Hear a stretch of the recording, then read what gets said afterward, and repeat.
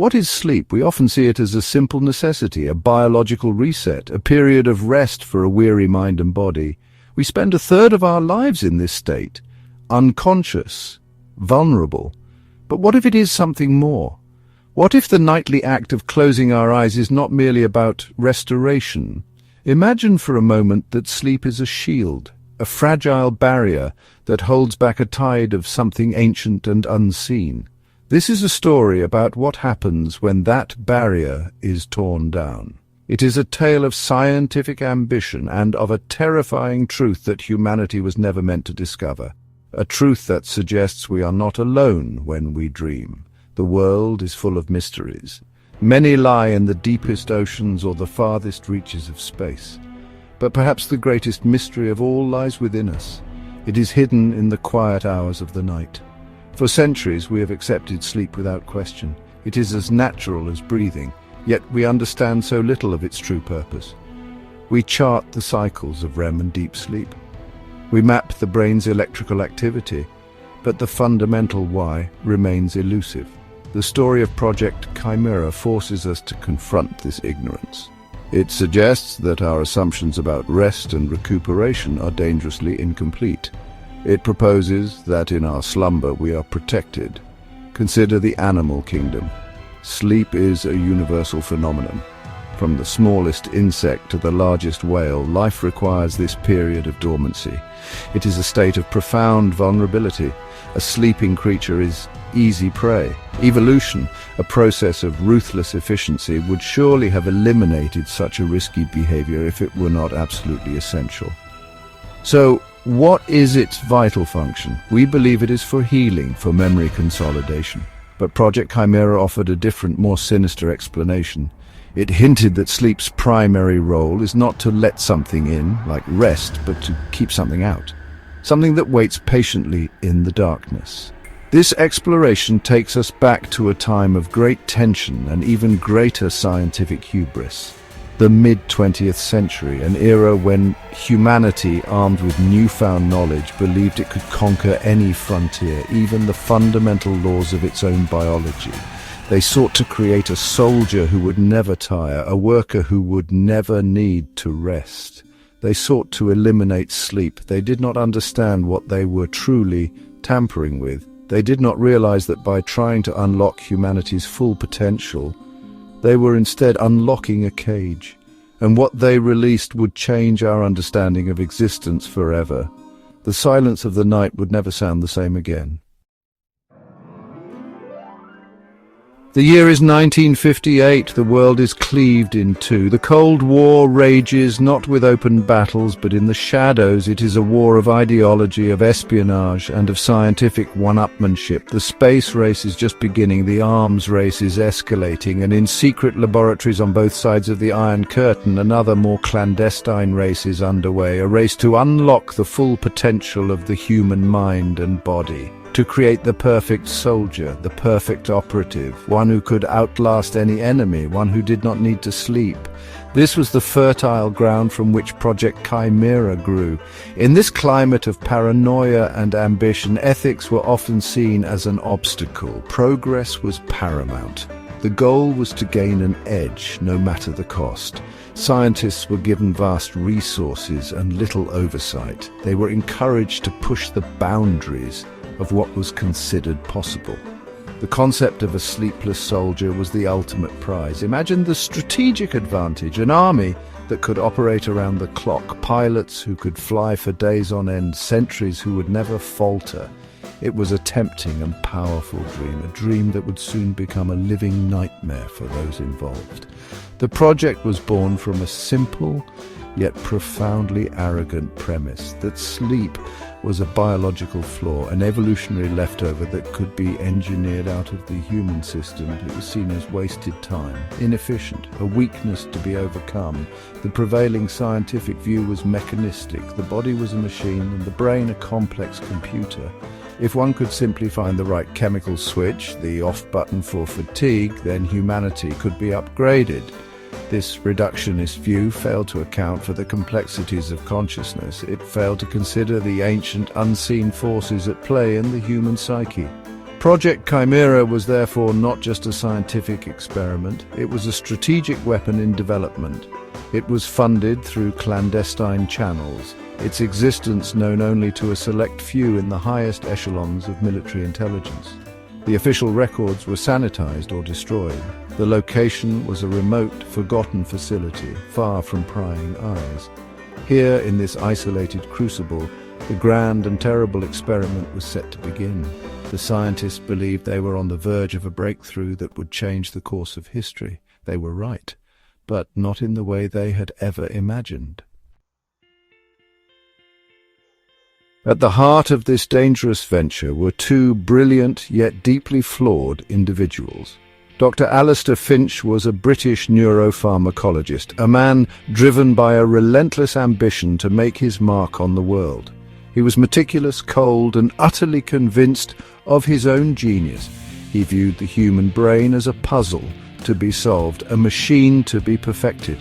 Empathy was a variable he had long since dismissed from his equations.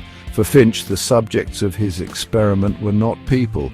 They were data points. They were instruments for a grand discovery that would secure his legacy for all time. He was the architect of the chemical key. His counterpart was Dr. Elena Rostova, a Soviet scientist who had defected to the West. Her expertise was in bioacoustics and psychology. Rostova was haunted by her past, driven by a fierce desire to prove her worth to her new masters. She was more attuned to the human element, yet her ambition was no less fierce than Finch's. She believed that by understanding the mind she could control it. She was tasked with monitoring the psychological state of the subjects. She was to document their journey into a world without sleep, a journey from which she and everyone else involved would not return unscathed. Together they developed CR7, a powerful stimulant gas. It was designed not just to keep the subjects awake, but to actively prevent the brain from initiating the sleep cycle. It was a chemical crowbar, intended to pry open the doors of consciousness and keep them permanently ajar. The initial trials on animals had been promising if unsettling. The animals remained awake, but they became unnaturally aggressive, self-destructive. These results were dismissed by Finch as mere side effects. He believed the more complex human mind would adapt where a simpler animal brain had failed. It was a catastrophic miscalculation. The experiment was set up in a sealed, self-contained chamber. 5 political prisoners were chosen as subjects. They were told they would be freed if they could remain awake for 30 days. They were given books, food, water, and a toilet, but no beds. Microphones were placed throughout the chamber to monitor their every word. Small portholes of thick glass allowed the scientists to observe them. Finch and Rostova stood on the precipice, ready to push humanity beyond its natural limits. They believed they were masters of the situation, peering into a cage of their own design. They did not yet know they were the ones trapped outside. For the first few days, everything seemed to be going according to plan. The 5 subjects, buoyed by the promise of freedom, were cooperative. They talked amongst themselves, sharing stories of their past lives, their hopes for the future. The CR7 gas kept them alert and lucid. Dr. Finch noted with satisfaction that their cognitive functions remained sharp. Dr. Rostova documented their conversations, noting a slight increase in paranoia, but nothing she considered alarming. The subjects were tired, of course, but they were awake. The experiment, it seemed, was a success. The calm, however, was deceptive. It was the deep breath before the plunge. After the 5th day, the atmosphere inside the chamber began to change. The conversation ceased.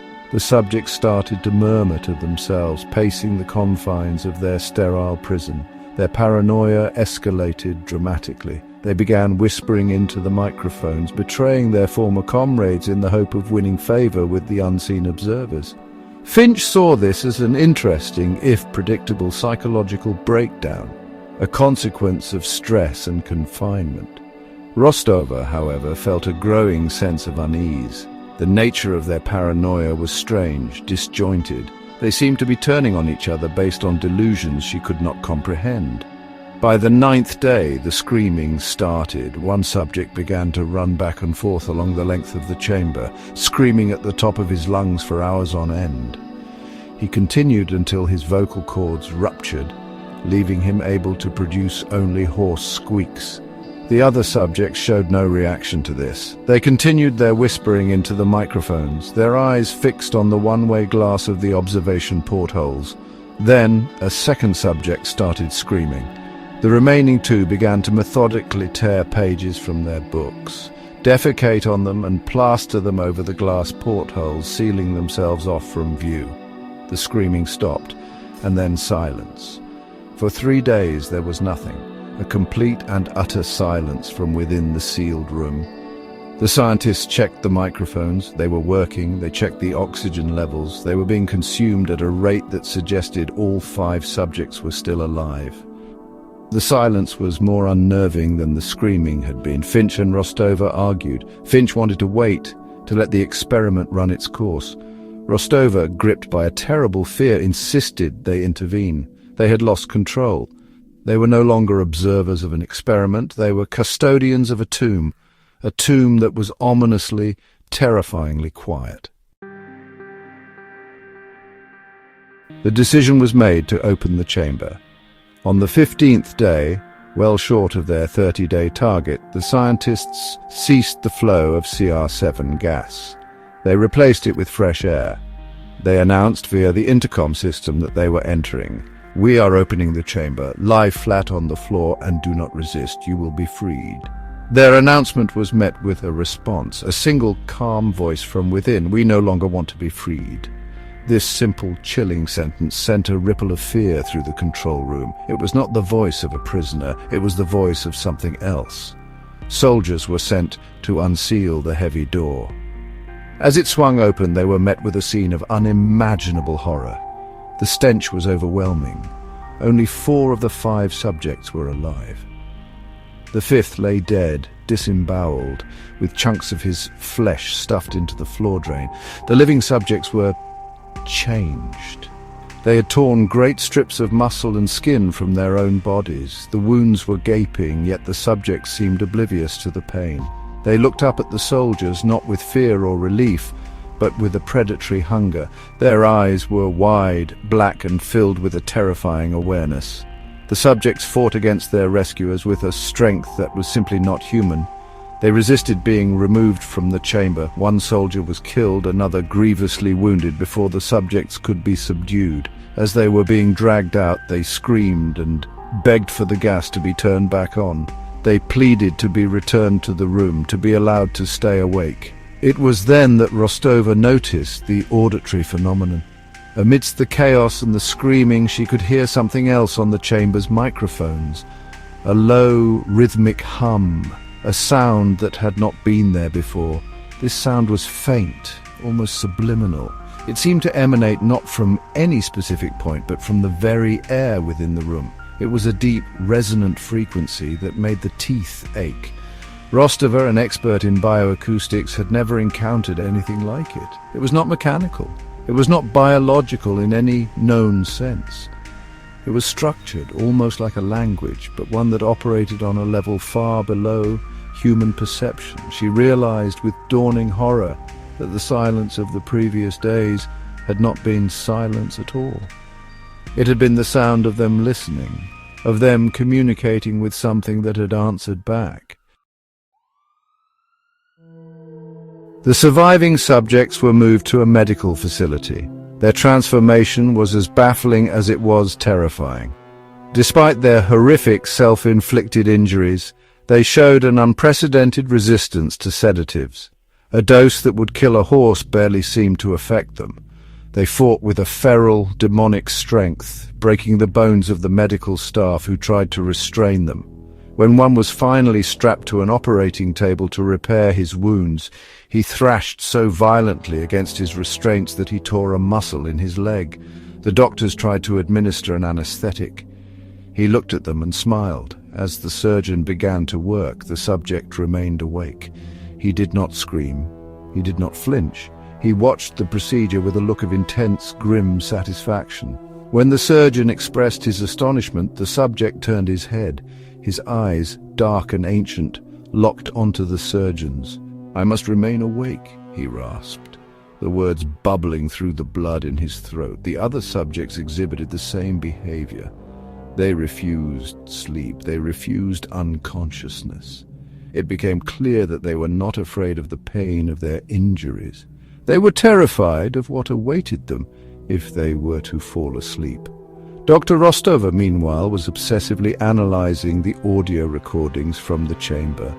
The low-frequency hum was still there, embedded in the magnetic tape. She isolated it, amplified it. The structure became clearer. It was a complex pattern of overlapping tones, a drone that seemed to shift and evolve. It was a signal. She cross-referenced it with deep space radio signals, with geological surveys, with every acoustic database she had access to. There was no match. It was utterly alien. It was the sound of a lock being turned, a door being opened, a presence being invited into our world. The final, horrifying piece of the puzzle fell into place when the last surviving subject was questioned by Finch himself. The subject was restrained, his body a roadmap of ruin, but his eyes were lucid. "What are you?" Finch demanded, his scientific curiosity overriding his fear. The subject stared at him, a slow, terrible smile spreading across his broken face. "Have you forgotten so easily?" he whispered. "We are you. We are the madness that you hold captive within yourselves. We are what you see when you close your eyes and dare not look. Sleep is the cage. And you have opened the door." The subject's words hung in the air, colder and sharper than any surgical instrument. Sleep is the cage. It was a revelation so profound, so existentially terrifying, that it shattered the foundations of Finch's rational world. He had sought to free humanity from a biological limitation. Instead, he had dismantled a celestial prison. He had not been dealing with human psychology. He had been meddling with something far older, something that resides in the liminal space between waking and sleeping, a predator that has stalked consciousness since the dawn of time. Sleep was not rest. It was a nightly ritual of reinforcement, a constant necessary act of keeping the beast at bay. The entity, the chimera, was not a monster of flesh and blood. It was a parasite of consciousness. It existed in the static, in the silence, in the dark. It could not enter our world directly. It needed an invitation. It needed a mind held open, forcibly and unnaturally, for it to gain a foothold. The CR7 gas had not merely kept the subjects awake, it had scoured their minds clean of the natural defenses that sleep provides. It had turned them into perfect vessels, human gateways through which this ancient malevolence could perceive and influence our reality. The whispers they heard were not delusions, they were negotiations. Finch, in a final, desperate act of either madness or atonement, grabbed a pistol from a guard. He looked from the subject to Dr. Rostova, his face a mask of dawning horror. "What is it?" he stammered, his voice trembling. "What is in there with you?" The subject chuckled, a dry, rattling sound. "We are what remains when all else is stripped away. We are the truth in the dark." Before anyone could react, Finch shot the subject in the heart. As the creature died, it leaned close to the observation window and whispered its last terrifying words for Rostova to hear. So nearly free. The project was terminated. The facility was purged with fire. The records were buried under layers of classification so deep they would never see the light of day. But the damage was done. The breach had been made. Rostova knew that what they had released was not confined to a single room or a handful of subjects. They had broadcast an invitation into the abyss. They had shown something that lurks on the edge of perception, that the locks on our minds could be broken. The experiment had failed to create a sleepless soldier, but it had succeeded in waking something that should have been left to slumber for eternity. The legacy of Project Chimera is not one of scientific records or historical footnotes. It is a legacy of fear, a quiet, creeping dread that settles upon us in the twilight hours. It is the chilling realization that the most dangerous frontier is not in the stars above, but in the 6 inches of space between our own ears. The experiment proved that humanity is protected by a fragile nightly truce. Every time we surrender to slumber, we are reinforcing a barrier, rebuilding a wall that keeps an ancient, intelligent horror from seeping into our world. We are not merely resting our bodies, we are guarding our reality. Dr. Rostova lived out her days in self-imposed isolation, forever haunted by the whispers she had heard on the tapes. She never slept soundly again. Every time she closed her eyes, she felt the pressure of something pressing against the veil, testing for weaknesses. She understood that the true terror was not that the entity existed, but that it was a part of us, a dark reflection, a predator that is intrinsically linked to our own consciousness. It is the reason we have nightmares. It is the source of the primal fear of the dark. It is the shadow that consciousness casts, and it is always, always hungry. Today is the 27th of June, 2025. Decades have passed since the chamber was sealed. The world has moved on, forgetting the secrets buried in the Cold War's depth. But the question remains, did they truly contain the breach? Or did they simply alert the entity to a new possibility? In our modern world, obsessed with productivity, with pushing our limits, with hacking our sleep for more waking hours, we may be blindly stumbling down the same path as Finch and Rostova. We treat sleep as an inconvenience to be managed, not a sacred shield to be respected. We are chipping away at the bars of the cage. And so, tonight, as you lie down to sleep, consider this. Do not think of it as an ending to your day. Think of it as a vital duty. You are a sentinel on the wall of reality. As you drift into the quiet dark, you are not succumbing to weakness. You are mounting a defense against an ancient and patient enemy. An enemy that was once, for a few terrifying days in 1958, given a glimpse of freedom. An enemy that is listening even now from the other side of your eyelids, waiting for the guard to falter. Waiting for you to stay awake for just a little too long.